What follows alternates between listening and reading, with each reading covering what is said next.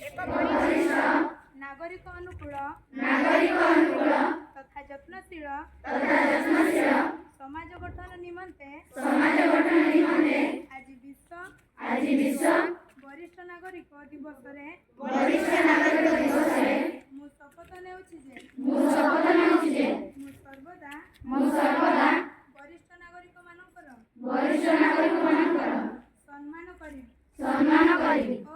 ଓ ସେମାନଙ୍କର ଯତ୍ନ ନେବି ସେମାନଙ୍କୁ ଦୁର୍ବ୍ୟବହାର ଓ ଉପେକ୍ଷାରୁ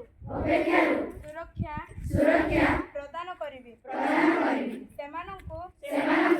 ସୁସ୍ଥ ସକ୍ରିୟ ଓ ସ୍ୱତନ୍ତ୍ର ରହିବାରେ ସହଯୋଗ କରିବି ପରିବାର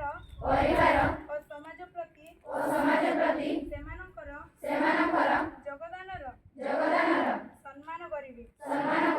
ଓ ସେମାନଙ୍କୁ ମହତ୍ତ୍ୱ ଦେବି ଓ ନିଜର ଶବ୍ଦ ତଥା କର୍ମ ମାଧ୍ୟମରେ ସେମାନଙ୍କ ପ୍ରତି